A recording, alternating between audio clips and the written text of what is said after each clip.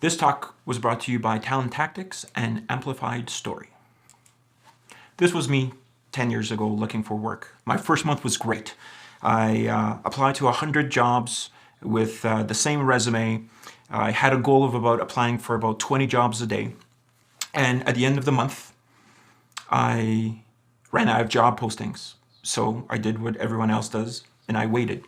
And I waited, and I waited. A couple job postings came up, but in the end, I kept getting either rejection letters, no interviews, and I knew I needed help, but I didn't really know what I was doing wrong, what I could fix, and hopefully this talk is going to give you a little bit more confidence on when you're writing your resume, when you're going to a job interview, when you're networking, or you're looking for that hidden job out there, that you can use these strategies to really give you some confidence. So this talk is in 4 parts. You can choose whichever part you want first. It doesn't really matter, but ultimately it makes a lot of sense if you go with part 1, which is the modern resume. Then if you go with part 2, the interview, part 3, networking, or what I like to say is talking to people, and part 4, how to access the hidden job market. So let's get started. There's 5 elements to a job search. The first element is you need an actual job. The second, you need skills for that job. And if you don't have skills for that job, it's really hard to get a job. So matching the skills for the job is crucial. After that, you need the right place and time. Sometimes jobs come once every 10 years, a specific job that you're looking for, that perfect job. But ultimately, sometimes it takes a really long time for a recruiting manager or the hiring manager to get back to you. So timing has a little bit to do with it. You need to be in front of the right person. Being in front of HR or reception isn't the right person because we're the goaltenders. We're trying to keep everyone out that's annoying or disturbing the hiring managers, and we are served the gatekeepers. So ultimately, you don't want to give your resume or send your resume to us or to reception or drop it off to reception. You really do want to get it in the hands of the hiring manager. So the right person is the hiring manager, the person that is going to ultimately end up hiring you. And there's a 5th element. You're going to laugh, but it's true, and that's luck. With luck, it actually completes the 5 elements. And with luck, you get a job, but you don't need to actually be in front of the right person. You don't need to have the actual skills for that job. You can sell yourself that you can actually do that job. And you don't actually need that job. My last 3 positions that I got, there was absolutely no job postings. I got a call saying, Adam, we have this opportunity here. Would you be interested? Come in for an interview. Or another time was, you don't need an interview, you're hired, just say you want to come work for us. So you don't actually, with luck, you don't actually need the job. So I just want to leave luck there. I am going to get back to it, but I just want to frame it to you because you have complete control over luck. You can increase and decrease your luck by your activities. So let's get started, and we're going to talk about the modern resume. So the modern resume is very different from what we traditionally refer to as a resume. It is much shorter than previous resumes. It is meant for skimmers, people who spend maybe 3 to 6 seconds looking at a resume. They're not going to be looking through 4, 5, 6 pages, really 1 or 2 pages maximum, and you want to make that information very easy to pull from as soon as somebody picks up your resume. Telegraphic style. Telegraphic style just means you take a whole bunch of words and you compress them together into short sentences or short phrases. You don't need to have an English major, or you're not writing an essay. You're writing really condensed, almost grammatically not correct or incorrect, phrases, because you're trying to compact as much information as possible. And the last kind of thing that that resume is has an opportunity in the modern resume is using multimedia. So hyperlinks, connecting your resume to LinkedIn, or maybe a video that you're doing a job or a presentation or a project. So you can get really creative with links and throwing them onto your resume and giving people additional information if they want additional information for you. So that's sort of the modern resume, but there's a couple of key things that is really going to hurt you if you don't include in your resume, and this has been always. So one is professional contact information. So if you still are using your email from high school of like hotchick69 or weedman420, you got to change it. People do actually judge you on your email. Also, if you have like a Hotmail email and not a cool modern like a Gmail or Outlook, that sort of thing, people are like, well, you're really afraid to move on and move forward with better. So people do judge you on your email and your professional contact information. Consistent employment. I can't help you. If I have a person coming to me and says, I really need some help, I'm not getting calls, and on their resume they have 3 months, 3 months, 3 months, no employer is going to look at them because past behavior dictates future behavior. And so really, you're not going to work for me longer than 3 months. Why would I take a chance on you? So I highly recommend, if you have a spotty work history, whatever job you're currently in, try to keep it for a minimum of a year. If you're jumping jobs from month to month, a couple of months here and there, no employer is going to look for you. And ultimately, what you want that resume to say is, I am perfect for this job. What a lot of people make a mistake on is say, look how wonderful I am. Look how awesome I am. I can do all these wonderful things. But as an employer, I don't care that you can do all these wonderful things. All I care about is, can you do this job that I'm looking for? So really, you have to be very relevant and focused to your to the job that you're applying for. I hope that makes a lot of sense. Now, there's a secret ingredient which very few people know that really makes a resume stand out. And I'll give you a little moment to see if you can actually think or know what it actually is. Anyone? It's a splash of color. We are so used to printers being black and white and printing on black and white. We've made resumes black and white. And now, most resumes, I would say 95% of resumes are actually looked at a computer screen, which is colored. So don't be afraid to add a little splash of color and accent. Now, I'm not talking about looks like, you had a paint fight or you threw a whole bunch of colors together, just a little bit of an accent. And let me give you an example. Look at this resume. It's my resume. It's exactly like everyone else's resume. But if I just do a splash of color, just a little accent, it really just stands out. Now, you might get a person's attention for a second or two, but it's enough to go, hey, that's different. And maybe that second's enough for that person to spend a little bit more time onto it. But ultimately, it really matters what your resume is about, what skills, competencies, and experiences you have. Because ultimately, they want to know whether that person can do that job. So content is king. This is the most beautiful resume I have ever seen a mechanic send me. Sometimes when I'm sad or I had a bad day, I'll open up this resume because it instantly makes me feel good. It is absolutely a gorgeous resume. The problem is I can never hire this individual. And the reason why is on their resume, which you can't see, I blocked it out, is they went actually back in progression. They started off as an apprentice, then a helper, then a detailer, and then a laborer in a construction site. They actually went backwards in progression. Why would I hire somebody who's went backwards in progression? I want somebody who's moving forward, not backwards. So content is important. And again, this resume, 5 years later, I'm still talking about it. It's absolutely beautiful. But I can never hire this person because of the content in the resume. There's a second trick that you can do to see how powerful your resume is, and that's called the fold test. The fold test is if you can take your resume and fold it in half and give it to somebody with a job ad and say, hey, I'm applying for this job. With half a resume, could you get that job? Are you showing that individual that you can actually do that job with half a resume? And if the answer is yes, it's a good resume, because most people stop at the halfway mark. If you haven't grabbed somebody's interest by halfway through your resume, they're going to discard you and go on to the next one, because most recruiters, HR people, they are looking through hundreds and hundreds of resumes. So ultimately, if you don't catch their attention in the first 3 seconds, they're going to discard you. So that first half is crucially important. I always get this question: what's more important, experience or education? The real life truth is experience always trumps education. In some certain senses, education, you need certain degrees, certificates, masters, PhDs to go to a certain level or have a certain job. But ultimately, people prefer experience over education. So this is why I tell people, if education helps you, meaning, for example, you're applying for an HR position and you have no HR experience, but you have an HR certificate, you put that up front, because as they're going through their resume, they're going, this person has HR education.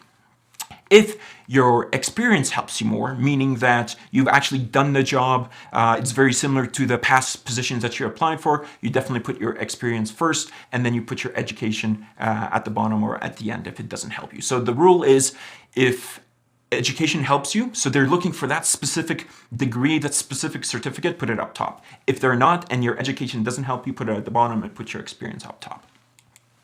Do not, and I repeat, do not, under any circumstances, put a functional resume together. Every recruiter, every HR professional hates functional resumes. The reason why is we want to know what you've done in the past, how recently you've done it, and for how long. So this is the new functional resume. What you do is you take all those keywords in the job ad that you've done, don't lie, and you put them up top in your skills area or whatever, and bullet points are out. It's now straight lines that are very modern, very chic.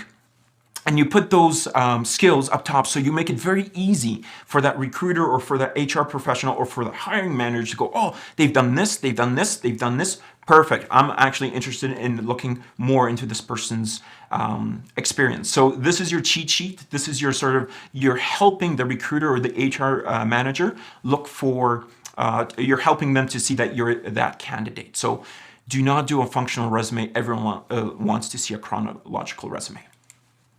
Your position is important. The name of your position is important, especially when there's hundreds of people applying for it. I'll give you an example. So recently I put in an ad for a service advisor. Service advisor is an individual who actually, when a customer comes in, they take their truck information, what's wrong with it, history, and then they look at the schedule and see when they can book it. So they need to have some mechanical aptitude to understand, that certain jobs will take certain amounts of time and that sort of thing. So I put this job ad in, and within 3 days I had 72 people apply.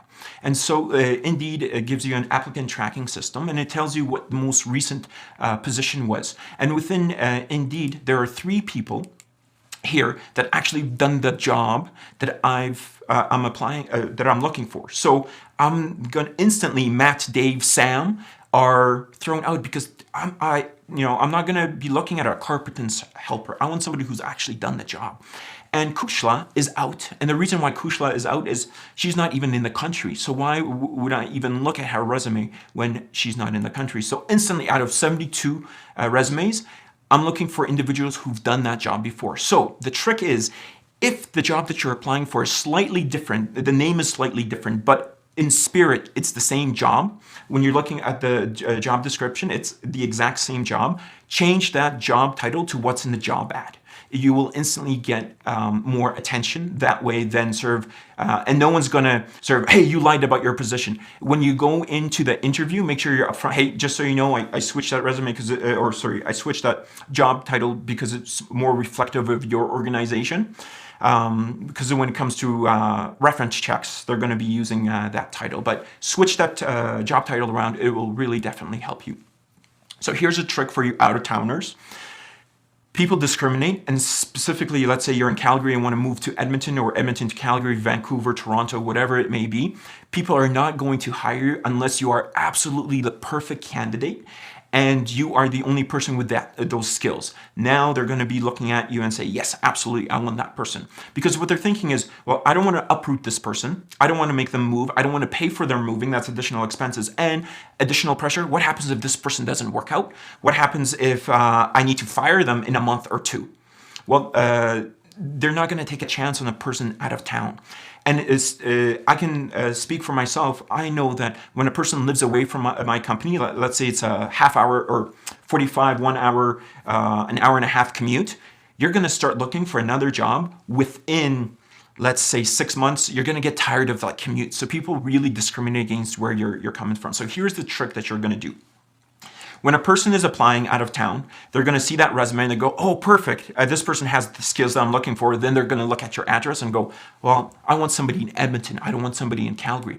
So now this takes commitment. Okay, this isn't something that you're going to be wishy-washy and changing around. So what you're going to actually do is you're going to change. If you have somebody in that city, you're going to use their address. and you're going to go to that city and you're going to pick up a prepaid phone, zero down, put $20 on it, and you're going to actually have an Edmonton phone number or a Vancouver phone number or a Toronto phone number. So it looks like you're actually living in that city. Now, be prepared to when they call you for an interview, to be ready for that interview in 1 or 2 days, because you're flying, you're driving, whatever you're doing to make that interview. But this is one way to actually increase your chances when applying out of town. And don't forget about your splash of color. So ultimately, what an employer wants is, let's say there's this circle position and I'm looking for circle skills. I want a circle candidate, a person that I don't need to train, supervisor. From day one, they can do that job. It's lazy, I understand, but ultimately that's what we want. It never happens. I call these unicorns. They're magical creatures that just don't exist. And what happens when you apply is they're looking for that perfect fit. They want that individual to, hey, this person has all the skills, all the education. I don't need to look for anyone else. When you apply with your square resume, let's say, I'm a square, I have square skills, and you apply for that circle position, they're going, why is this square applying for this circle position? It doesn't make sense. They don't have those skills. So the trick is you're pulling out these keywords. You're pulling out all the keywords, the important words from the resume, and from the job ad, and you're pulling it into your resume. And so you're kind of scrunching your square into a almost circle. And so when you apply, that person looking at the other end and saying, yeah, I can see that person doing that role. Think of it another way. Think of it that there's all these positions requiring all these different shape skills, and you only have square skills. When you're applying to these places, ultimately, you're going to be rejected by each one because they're like, why is this square applying? Like, they don't have these skills. This is what makes it very difficult for individuals that are changing industries, because you have all these square industries and you're trying to get into a triangle industry or a diamond industry, and it's just they're not seeing you in that position. So your best bet is really to customize each resume for that specific skill set, for that specific position. So when you apply, ultimately, they're like, yes, this person fits the mold. I'm going to bring this person in for an interview. Another thing, here's a trick for you. If you see an email, so, hr@email.com or whatever it may be, you're actually sending it to a person that's going to be seeing it on the other end. And so splash of color really does help. However, if you're clicking on apply now and you're adding additional information in, you have to fill in your experience, your education, and upload your resume, you're most likely looking at an applicant tracking system. This is why people who are moving from one industry to another always fail, and it's very difficult to break through. I actually had a receptionist. I was giving this talk, and a server, a waitress, raised her hand and says, I'm trying to break into this industry, but I'm getting absolutely no calls. What can I do in order to increase my chances so when I'm applying that people will call me? And I said, absolutely nothing. There's nothing that you can do on an applicant tracking system that's going to increase your chances if you don't have the skills that that the employer is looking for. But that's okay. If you're going to look at section 3, I actually give you a couple of tips there on how to avoid this exact thing. Now, I'm going to give you a huge tool, online tool, that's going to help you change your life immensely. What I want you to do is underneath below is going to be the link to it. Just click on it. It'll take you there. It's called jobscan.co. So just type in jobscan.co and the first thing's going to pop up. And what this tool actually does is you can cut and paste your resume, and you can cut and paste the job resume of the position that you're applying for. You hit scan, and it's going to give you a result. So I actually used my resume, and I was applying for an HR manager for a hotel industry, and I only got 66%.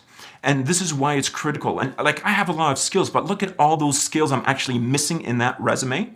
And so this is a huge tool. And apparently I have no soft skills, and there's a number of soft skills that they're looking for. So this is critical. This really helps you out, pulling out those keywords. I also use this when friends ask me, hey, can you take a look at my resume? I'll actually throw in their resume and their resume on both sides, and it'll pull in and I'll show them what words they're using, and they're shocked on how many few keywords they're using. So this is a huge tool. This should give you a lot of confidence when you're putting in your resume and then the job that you're applying for. Hit scan. It should really help you out to pull those keywords in and make such a better resume, better quality, and really pull those keywords in. So definitely, I highly recommend jobscan.co. You get 5 free scans, and then it's $100 per year for unlimited. There's a monthly model, but you get 5 free scans per month. If you Twitter, tell other people about it and that sort of thing, like I am, you'll actually get additional scans. If you're unemployed, this is the best $100 you're going to spend. So I'm not getting paid by them. I just think it's a wonderful, wonderful tool to use. Next, discrimination. Discrimination happens in Canada. I would argue, however, there's a lot less discrimination than in any other country. I know countries that if you're born into the wrong gender, wrong religion, wrong caste, even wrong family name, there is absolutely no chance of you being able to succeed through hard work, dedication, and perseverance. Canada allows that. However, people are still discriminatory. Now, the reason why is we're hardwired into that. And what I mean by that is we were built to be afraid of different. Back in the Stone Age when we heard a rustle in the bush, the people that went, I wonder what that sound is, and went over there got eaten, and the people that ran away stayed alive. So we're actually afraid of people that are different, that have different social norms, different body language, different accents, and that sort of thing. So what you try to do with your resume is you try to make it as vanilla as possible. And what I mean by that is people will discriminate against your language, ability, gender.